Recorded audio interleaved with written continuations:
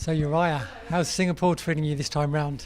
Oh, it's been awesome, man. I mean, I just got in, and so my time's a little out of whack, but I love Singapore. It's beautiful, and the food's great. The weather's good. I enjoy the heat, and so it's been a good trip. You're here with Sage, obviously. How's Sage preparation been for Friday night? You know, it's been good. It's been since his last fight. It's been a long time, so there's been a lot of ups and downs in that camp. As far as just his body, but for this fight he's prepared and he's excited, and we're going to see a great performance for sure. How's he like? Well, I spoke to him yesterday. He said he's liking the fact he isn't cutting weight. What difference do you think that makes, the lack of cutting weight? Obviously coming from UFC background where most fighters do cut a lot of weight. Well, he's fought at 155 pounds in the past, and that was a really difficult cut, especially for a young guy that was still growing. So being able to be here, 185, completely hydrated, he's loving it, and I think we're going to see a good performance because of it. How do you like working with Sage? I mean, it's impossible not to like him. When he smiles, I can't help but smile. His face just lights up and it's so genuine. Yeah, he's a special being. You know, I always say he's like Santa Claus with abs and spreading cheer wherever he goes, and he really is. He's got that.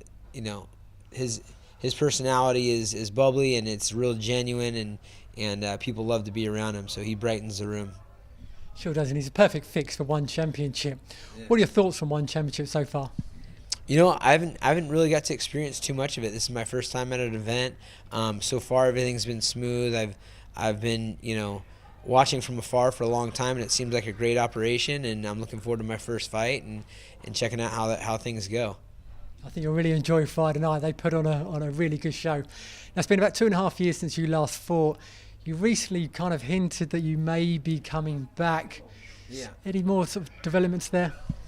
They've offered me one fight, a fight in Sacramento, but I just got a call that the guy said no to the fight, so I'm waiting to hear if some other options, and I'm definitely itching to get in. I've just turned 40. It's kind of like a milestone fight for me. I give myself a birthday present, do what I love to do, make some cash, have some fun, have a brand new daughter, so some new motivation. I'm excited to get in there and mix it up a little bit.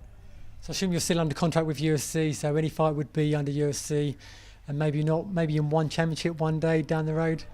I mean, that's always a possibility, of course. I am contracted with UFC, and I've got, I think, 4 fights left with them, and I've been with Zuffa for a long time. So, but we'll check out how ONE FC is. I'm always checking out new opportunities and looking at this as a new venture in the world that is becoming a powerhouse. So it's exciting.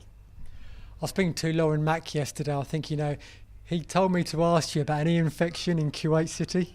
Oh man, yeah, me and Lauren, that was a trip. I'll tell you what. So Lauren Mack was my first PR guy, and I learned a lot of stuff from him. Now he's with ONE FC, but yeah, I got an earache on the way back from Kuwait. It was me, Penn, Michael Bisping, and who's I forget the last guy who was with us. Anyways, I had to get my ear sutured. They cut my eardrum and drained it in Kuwait, and Mac was there to hold my hands. Thanks, buddy. Brilliant, thank you. Carlos Condit. Carlos Condit actually knocked out a troop in an expedition match. It was amazing. This trip was really funny, actually. I've heard that story from Michael Bisping before. Do you want to tell us again? Because it was a brilliant story. Yeah, so Carlos, they had like a friendly little match, and somebody wanted to prove that he had what it takes. And so Bisping and I and BJ are there watching, and Condit's in there messing around, and the guy picks it up on him and starts laying it on Condit a little bit. And so Condit was a current world champion at the time, and he just put a nasty combo kick and knocked the dude unconscious.